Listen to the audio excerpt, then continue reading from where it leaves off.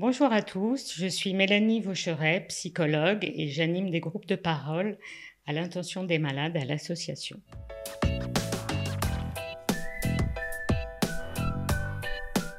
Si c'est important pour le malade de pouvoir parler de sa maladie à son entourage, ça va être aussi important que l'entourage puisse solliciter le malade sur d'autres choses que sur la maladie. La maladie prend beaucoup de place, le malade peut avoir l'impression d'être réduit à elle, or l'entourage pourra faire le lien entre la vie d'avant et la vie actuelle qui continue.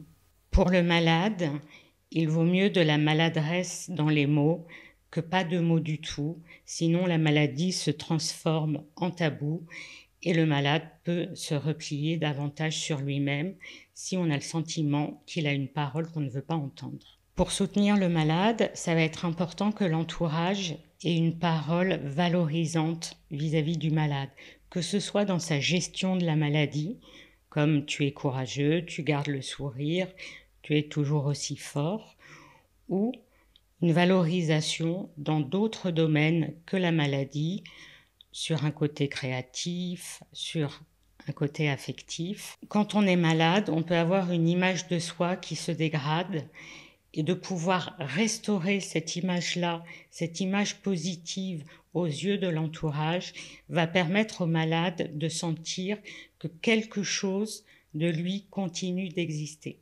malgré la maladie. Il faut faire attention à ne pas nier les ressentis du malade.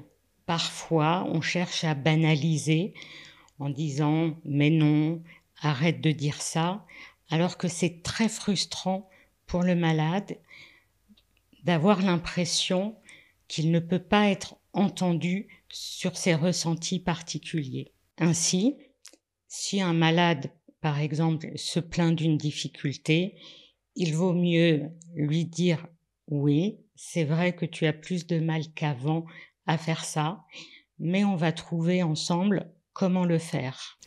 Parfois, les proches vont avoir, sans s'en rendre compte, une attitude infantilisante, que ce soit par les mots ou en voulant faire à la place du malade des choses qu'il aurait plus de mal à faire qu'avant.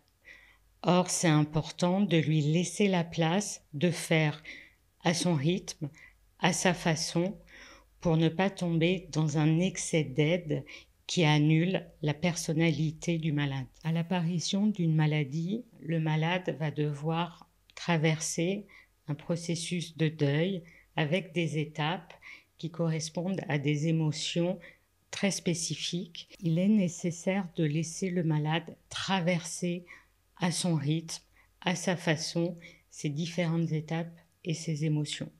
Rappelons que le malade va entrer dans un processus de deuil par rapport à la maladie, devoir faire le deuil de la vie d'avant, de la vie telle qu'il a toujours connue. Il va être traversé par des émotions et des étapes très différentes qu'il va falloir respecter, tant sur l'émotion que sur le temps qu'il lui faudra pour traverser ces différentes étapes. Selon l'étape, les mots ne seront pas entendus de la même façon. Il est alors important de choisir son moment et ce que l'on a à dire au malade à ce moment-là.